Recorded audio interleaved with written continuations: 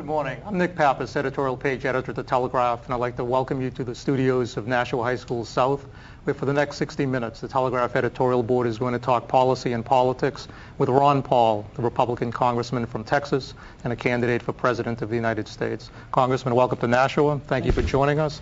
Our senior political reporter, Kevin Landrigan, will ask the first question. Congressman, I want to start with this fundraising bonanza you've had in the last week. Do you think a lot of it is driven by people who support your position on the war? Is it due to your views on the Constitution? All of the above? What do you think is out there that's generating this kind of support? I think it's all of the above. I think the attention getter is the war because it's a big issue. But I think that prompts a lot of people to go and look at our website and say, oh, you know, I agree with these other issues too and these other positions, and then they see how I work that into the financial conditions of the country, and I talk about the Constitution, and they bring it all together, and they end up telling me, boy, that makes a lot of sense, and then they come on board. But this last fundraiser was pretty astounding. I think it surprised everybody. And to me, the amazing thing was that there were 20,000 new people who sent money in. I have over the years always done my fundraising by direct mail. I've never been able to call people up and just say, hey, send me some money. And I don't deal with a special interest. So I've dealt with direct mail. And can you imagine how many direct mail pieces you'd have to mail to get 20,000 new names? Very, very expensive. Hundreds of thousands of new mail. And yet these came up free of charge. We did nothing. All of a sudden they found us, sent in money, they were on our list. It's sort of like on autopilot. It's pretty amazing. And with regard to Iraq, how quickly can you withdraw all the troops, and what role does the U.S. government have either in domestic or foreign aid once we leave, given what we created the situation Well, my position is as soon as possible, and that's overly simplified because how soon as possible. But I would think within a few months. You know, it's not a few years like the other candidates are saying. Even the Democrats are saying, well, 2013, 4 more years. That means in perpetuity. So I would say months, maybe 4 to 6 months, depending on what the military says. But I think the announcement, and if they believed us, would change the nature of everything in that region. And as far as the moral obligation goes, I think it's an immoral obligation to think that we should be the policemen of the world. So we act on an immoral principle to go and impose our will on others by invading them and telling them they are going to live like we do. So I absolutely oppose that. But the more difficult question is well, we've blown their country up. There's depleted uranium over there. We've blown up their bridges, and what are you going to do about it? And that is not as easy. I wished I could put the penalty on those who led us to the war. If we could put all the blame on those who gave the advice and who supported it, including many outside of government.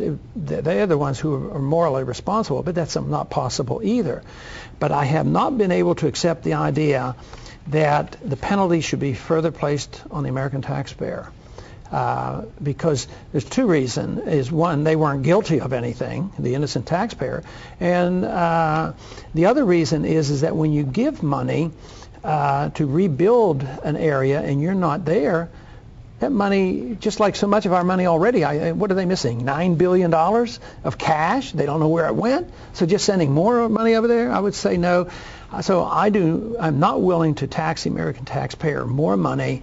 And fortunately, the country there has an answer, and that is they're a rich country. They have oil, and I would have to say that that's the way it ought to be paid for.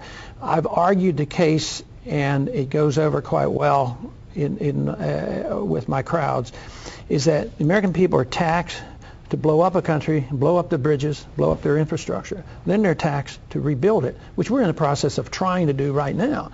At the same time, we're going broke. We have these huge deficits, and we can't even take care of our own bridges. We can't even take care of our own levees. So I would say, yes, we have to give up the whole principle of blowing things up around the world as well as rebuilding. And the sooner we do that, the sooner we can get back to some fiscal sanity. Congressman Dave Solomon, the editor of the Telegraph. Part of your popularity has to do with your extreme reduction in the size of government that you've proposed, including wholesale elimination of many agencies like the Department of Energy, Department of Education, FEMA, even the IRS. Do you think, if elected, that the people who vote for you should realistically believe these things can be accomplished? Because you would still need Congress and the Supreme Court. They realistically could believe that that's what I would try to do, but realistically, the president doesn't have that authority, and I'm trying to, reduce the size and scope and the authority of the executive branch. That's one of our greatest threats. So I couldn't do that, but if an individual like myself is elected, it sends a very powerful political message. And that, I have noticed, is already influencing a lot of people in Congress, because people I've never talked to before are coming up and they're impressed. Where's your support coming from? Where's this money coming from? And their antennas go up. So, it's a shift of political thinking. So I think that there's a limit to what you can do, but you have to be able to lead. I think the area that you have the most responsibility and the most ability to do would be in the foreign policy. But, if you look at the campaign, at the top of the list, they know that I would aim for getting rid of some of these departments, but that wasn't the reason I filed. It was over the war issue and the financial condition of the country and personal liberties. It wasn't to get rid of the Department of Education. Matter of fact, I make the case for saying that some of the individuals and groups that are totally dependent, that we've taught to be dependent, I think I'm the only one that has any commonsensical answer to it, because I want to cut so much money from overseas, cut the deficit, and then the necessary programs that maybe we'll work on later. See, I argue I'm not going to put anybody out in the streets. If they're dependent on Medicaid and Medicare or education, that shouldn't be where we attack it. So I sort of resent the idea that finally we get a veto. It's on child health care, from somebody that I don't think is a true conservative. At the same time, there's no effort to cut the big earmarks for the military-industrial complex, and these hundreds and hundreds of billions of dollars. Just think of how far that $10 billion could have gone that we have just pumped in the last 6 years into Pakistan to support a military dictator. It's now the whole thing is coming unglued. And that's the reason that the militants have an incentive to rally against our puppet government as well as against us. So the whole nature of things would change if we could devise a system where we could cut and actually see some of these people tided over. So in spite of the fact that philosophically I don't endorse the programs, they shouldn't have ever been started, and it's part of the problem, but it's not part of the early answer. I'm Stacy Milbauer. I'm a community columnist. I'm sort of asking this on behalf of our other community columnist, Eduardo, who's not here. I know that you say that the United States needs secure borders. How do you plan to do that? I do not think the answer in securing borders is just putting up big fences. So that is not my answer. I do believe that we need more border guards. We've sent some of our border guards to Iraq, and that doesn't make any sense to me. So we should do our very best to monitor the people coming in, because we live in a difficult age and terrorists can come in, and we should do our very best.